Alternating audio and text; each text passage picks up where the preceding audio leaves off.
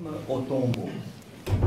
La venue de ces femmes qui veulent oindre le corps de Jésus afin qu'il soit conservé selon les traditions de l'époque. Et elles vont au tombeau et le tombeau est vide. Le Seigneur est ressuscité. Ces femmes mirophores, nous les fêtons après le dimanche de Thomas, afin de nous rappeler, dans le fond, tout l'amour qu'il y avait autour du Christ.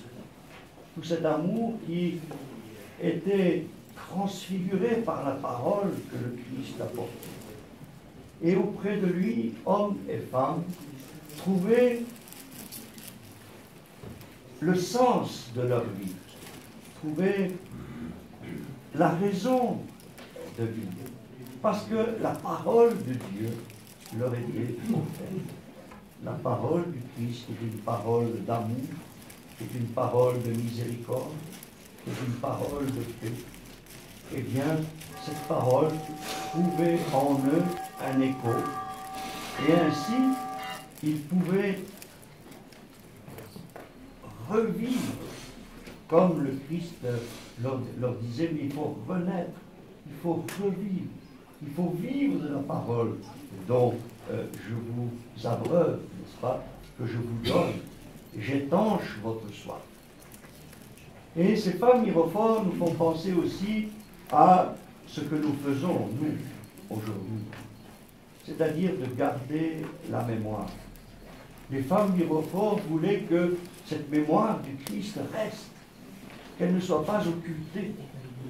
Eh bien, nous aussi, aujourd'hui, nous sommes rassemblés pour faire mémoire de tous ceux qui ont donné leur vie, pour que la justice, la paix, le vivre ensemble puisse s'opérer dans nos sociétés. Ils ont donné leur vie pour à la fois la patrie de la France et la patrie de la Russie. Ils ont offert ainsi leur sang pour que puisse triompher ce qui est bon dans l'humanité et non pas ce qui est mauvais, ce qui devient agression, ce qui devient meurtre, ce qui devient négation même de ce qu'est l'humain. Alors, frères et sœurs, eh bien, nous sommes, nous aussi, comme ces femmes, au tombeau. Nous sommes là parce que nous aimons le Seigneur.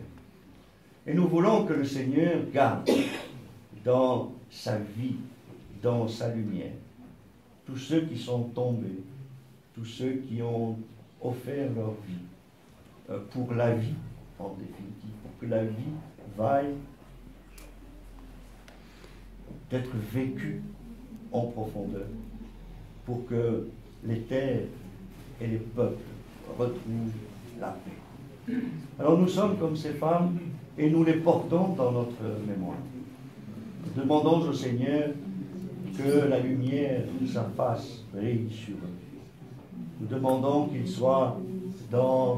vivent dans cette paix, dans cette bonté qu'est l'amour de Dieu.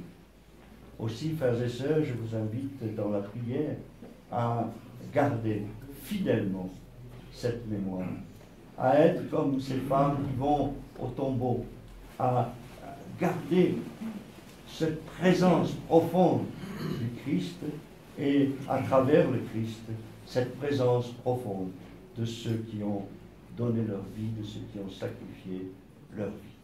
Amen.